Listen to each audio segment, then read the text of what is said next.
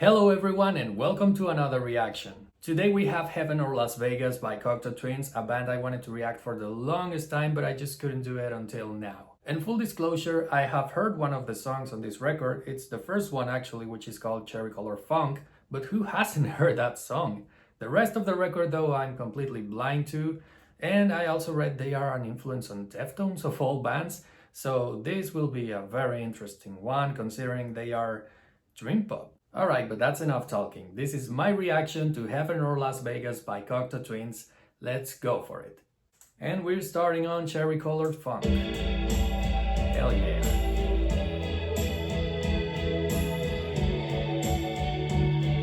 This really sounds like the cover. It's just like Loveless.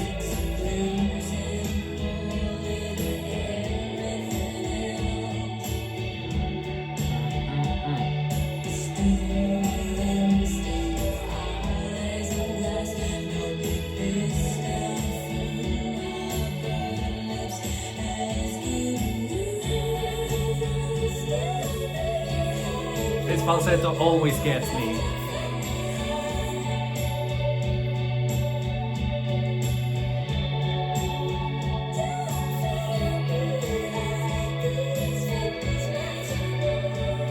Oh my god.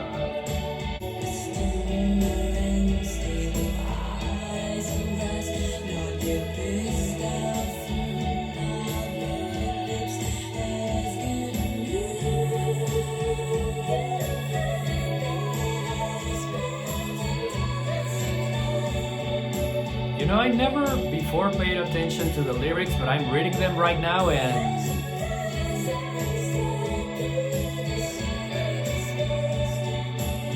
yeah, they are curious to say the least, very, very abstract.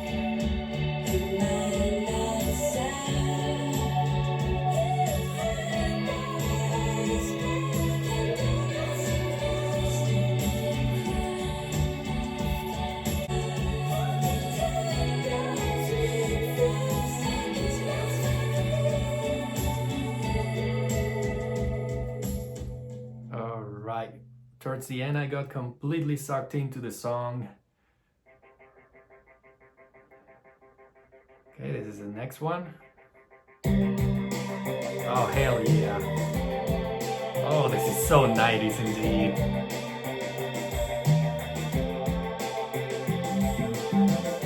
Oh, that bass. Curious enough, the previous one was called Cherry Color Funk, but the funk is on that bass.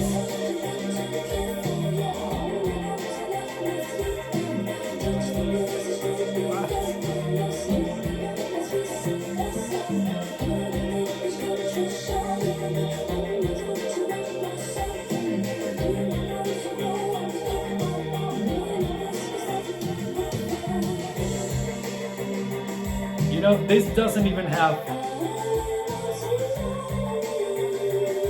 Okay, this doesn't even have displayable lyrics here, and that's because it's almost impossible to tell what she's singing, but it doesn't matter. Here the words, they do not convey meanings but feelings.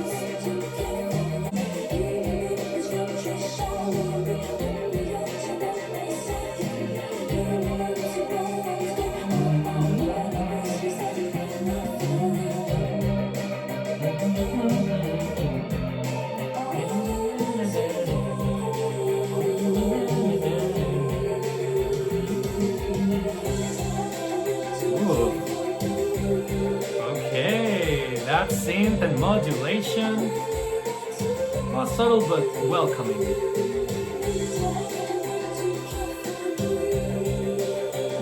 Just love the flanger on that guitar.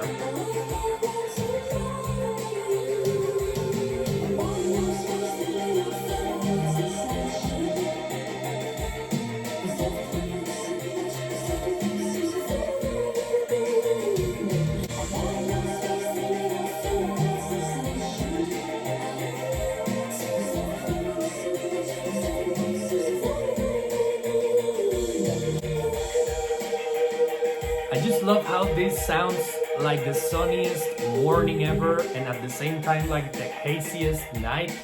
Precisely like being in Las Vegas with all the lights and stuff. It's like seeing life in slow motion. Ooh. Okay, this also was amazing. I'm gonna add it right now. I'm just letting it run. Okay. Nice playback.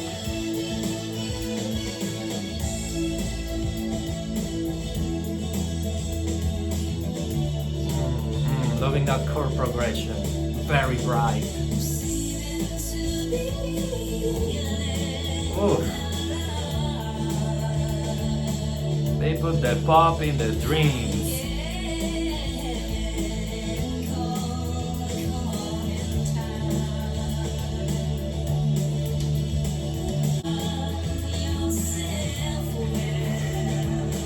I'm trying to read the lyrics here, and they do not match the words I'm listening.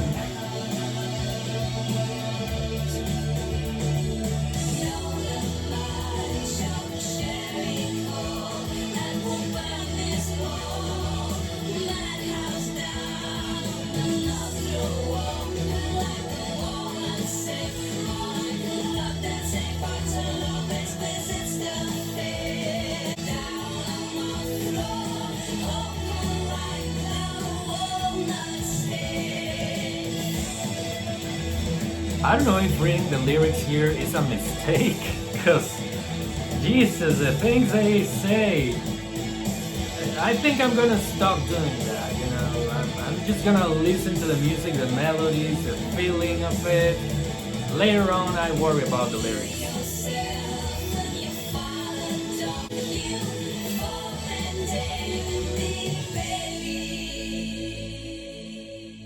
Whoa, that was fast.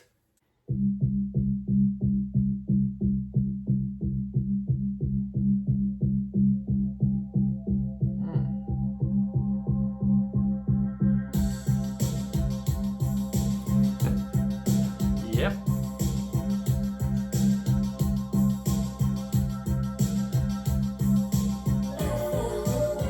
Oof. What chord was that? Holy crap. That progression is so dissonant but poppy at the same time. How is it even possible? I think I'm even listening to a tritone here.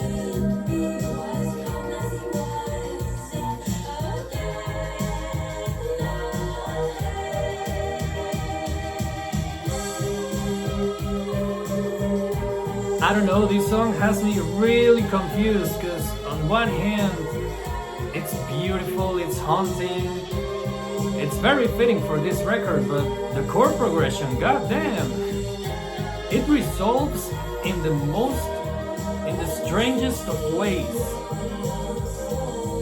and it works.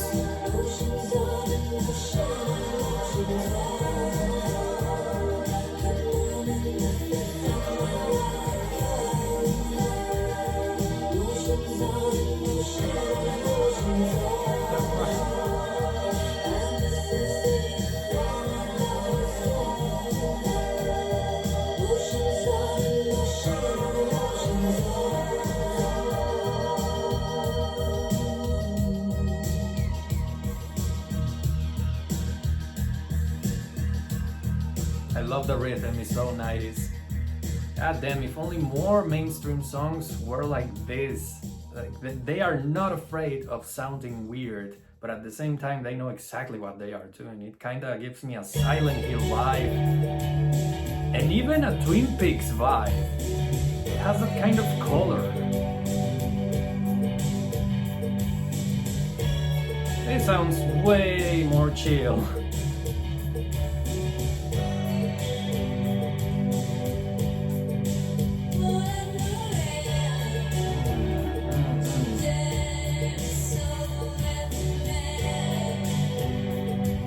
I feel like I'm in a tropical island right now.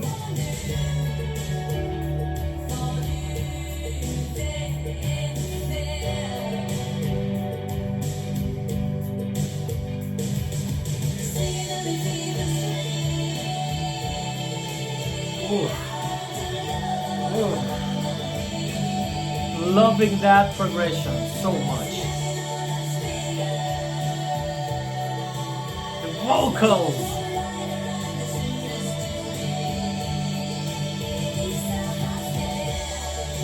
Oh my god. This is a delight.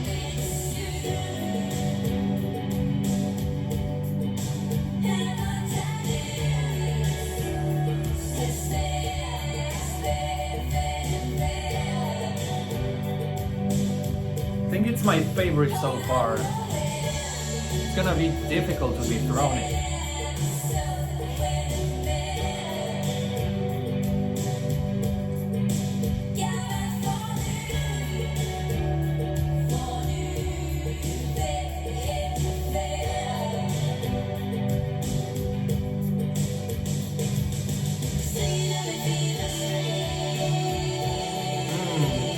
That chord right there.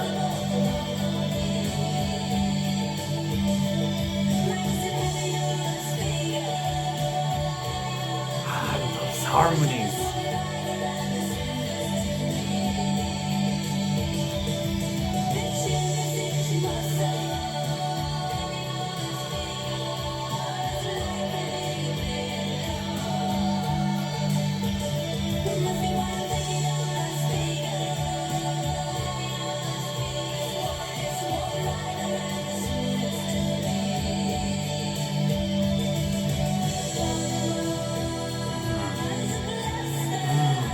That bridge.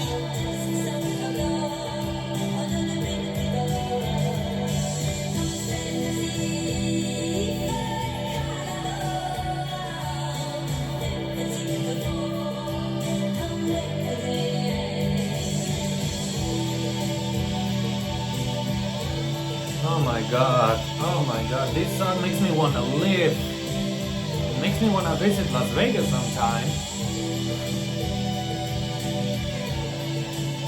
It has a more, let's say, common structure, you know, verse, chorus, bridge, solo. Oh, but it's so inviting, it's so good.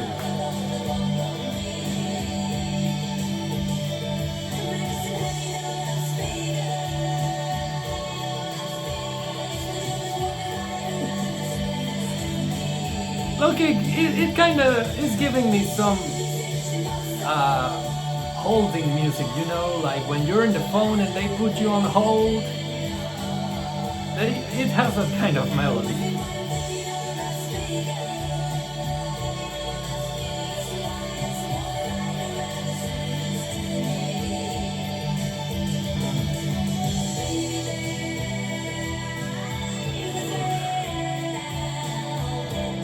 You know, the way she sings is very peculiar.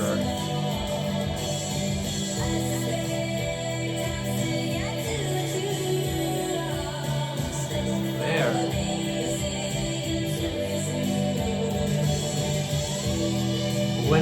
When some notes open up, it's like she's kind of getting this half belting, and it sounds, I don't even know how to describe it. I don't think I've ever heard anyone singing something like that, but it's an interesting technique. And that's almost it. So many feelings on this song, I swear. Oh my god. Definitely my favorite of the record. Okay. This is more dreamy than pop so far. Oof. All of these songs sound from a tropical island in the Pacific somewhere.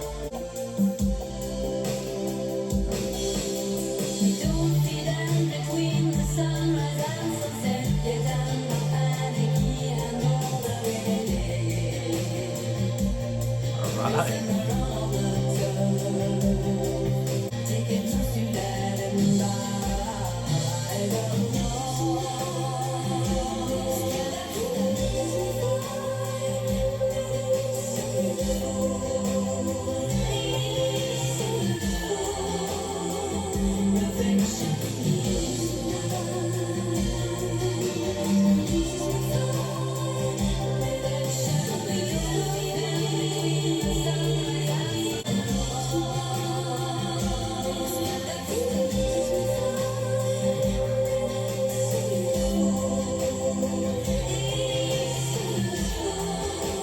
I think this might be the slowest song. I'm just listening right now, just vibing to it.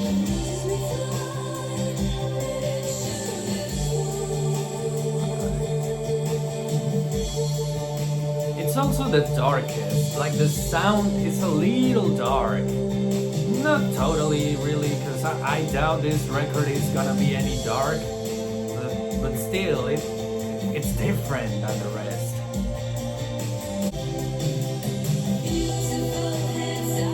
Listen to that. Ooh.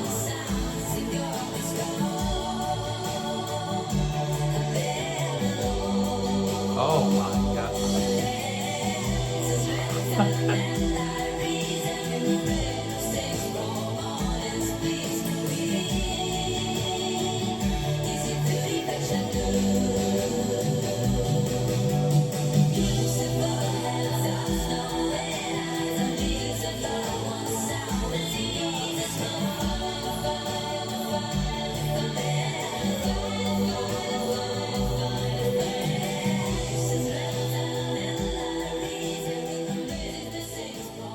The fade out. I don't know if that's a bridge or a coda, but that's my favorite part of this song. Like the modulation to those chords, it even reminded me to the Strokes a little. All right, this is the next one.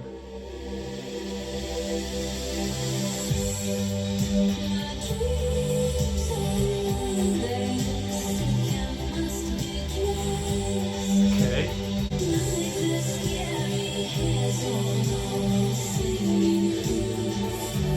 I got the feeling this was recorded either before or after the album, but not in the same sessions. It sounds so different, like the production and stuff.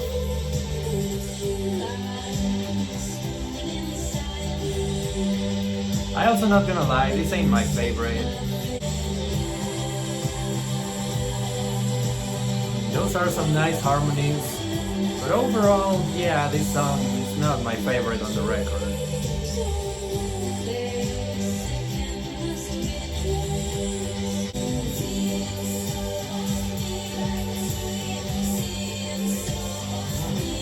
Hey, that's interesting.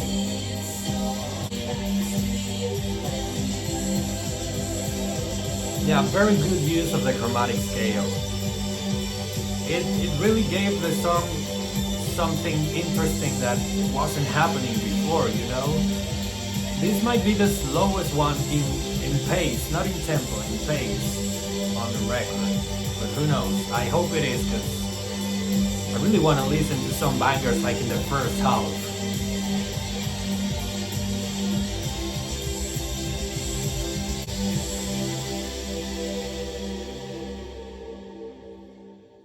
It seems like there we go.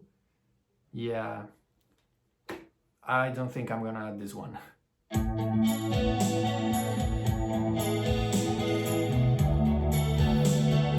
You know, it sounded Midwest emo for a second. There, I swear I've heard that little riff, that little motif somewhere.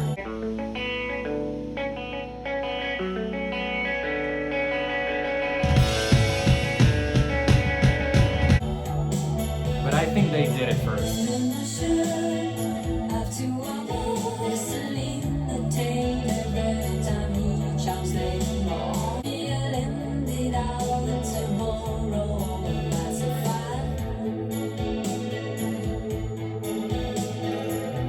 liking this one better than the previous two.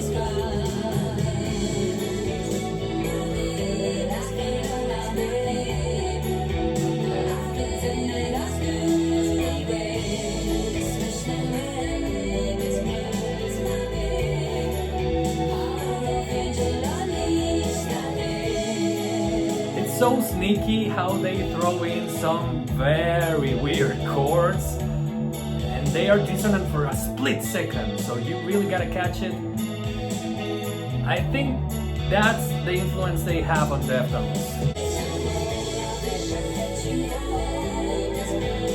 Right there, that dissonance is what I'm talking about. And it's so fast that your brain cannot properly process it.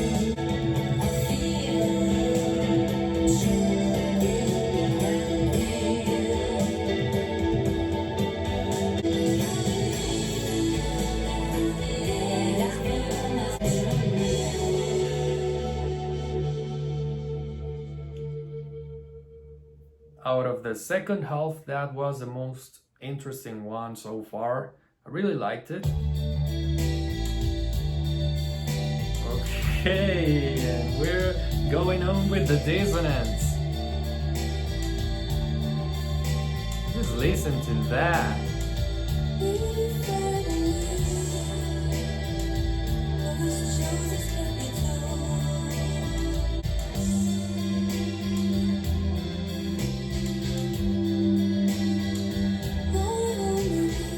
I love that I can actually hear the bass here. It's not like in Loveless, you know.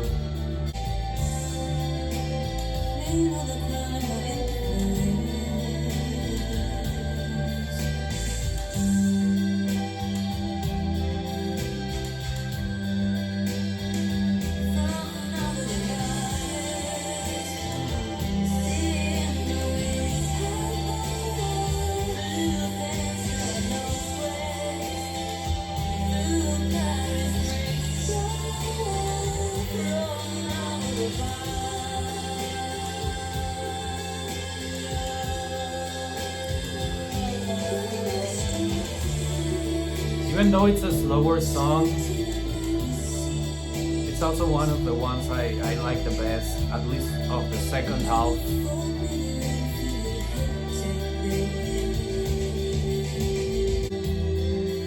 It reminds me so much to the Smiths. Like it has a The Queen is Dead kind of vibe, you know.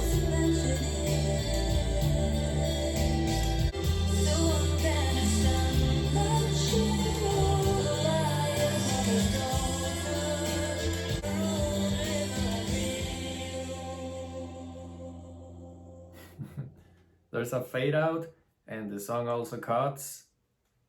Yeah, the production in the 90s was interesting. Okay.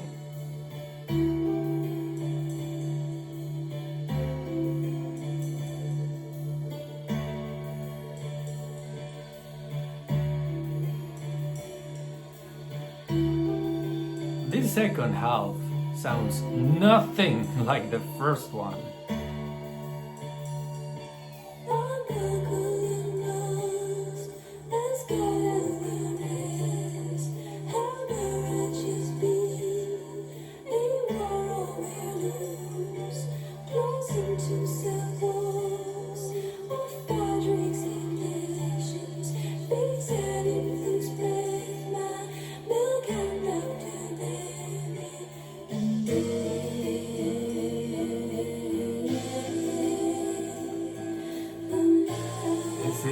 So pop, like extremely poppy. I can listen to this on the radio.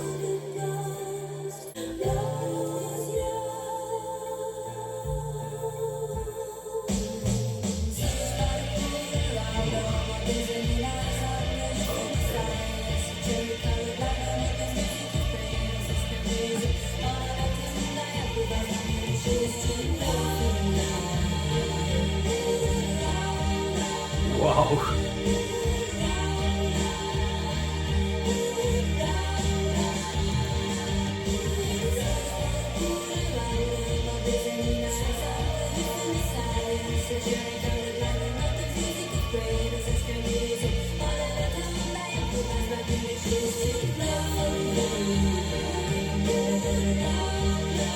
I don't even know where to begin, but I love how they bait me into thinking this was a conventional pop song and then the dream pop.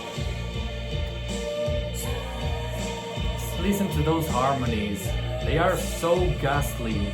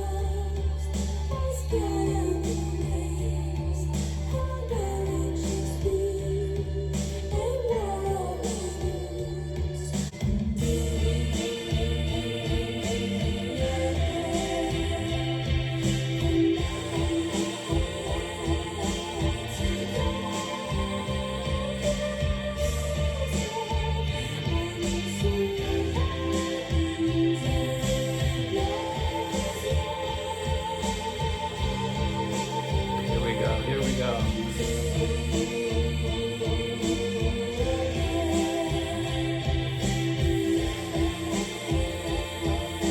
That's the way of singing. Jesus.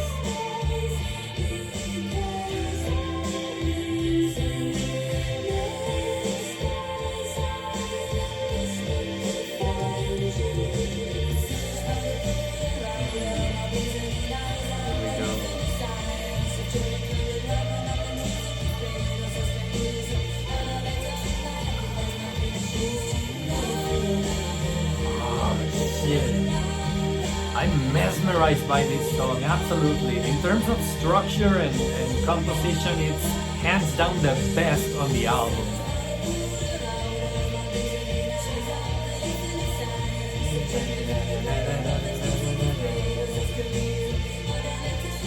Oh my God, I love her rhythm right here.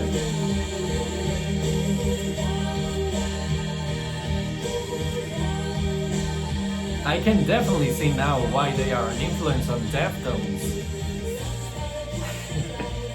With more distortion, this is pretty much the kind of metal they do.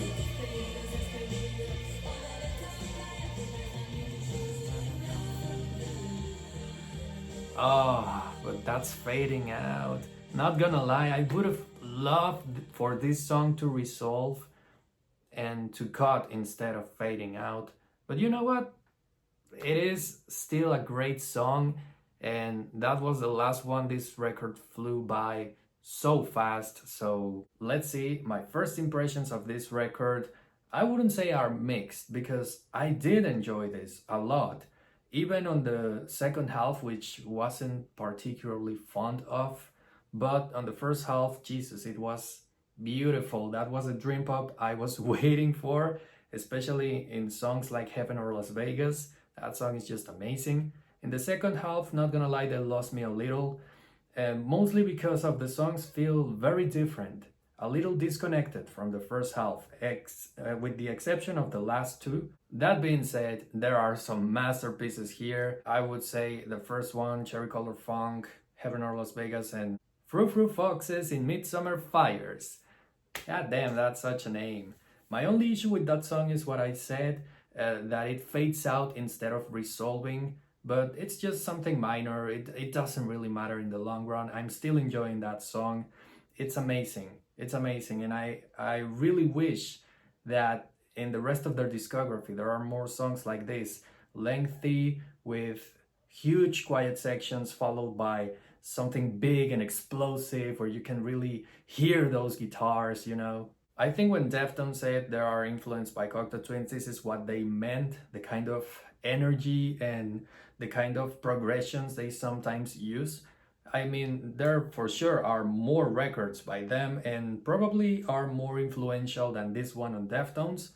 But yeah, I can definitely see why they consider them one of their influences, even if it's something that has very little to do with metal. And for what I can hear, it's unique, so far at least, of Cocteau Twins, because, you know, I've listened to other shoegaze and dream pop bands, none of them have this kind of song structures or shifts on energy. For that reason, I would definitely listen to more Cocteau Twins.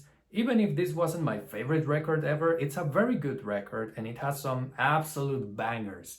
I ended up adding 7 out of 10 songs to my library, so for me, Heaven or Las Vegas is a 7 out of 10. But the thing is, I don't know where to continue with Cocteau Twins because for what I can see, they have an extensive discography and most records are from the 80s instead of the 90s, which I thought they were a 90s band. So if you got a suggestion on which record I should do next, please leave a comment below. And not just by Cocteau Twins, but in general, because I'm coming back to doing reactions. Next week we got Fleshwater, their new record, and I'm really excited for that, but I also wanted to react to something else than just metal and guitars. But anyway, that was my reaction / quick review of Heaven or Las Vegas by Cocteau Twins. I thank you so much for watching, and I'll see you in the next one.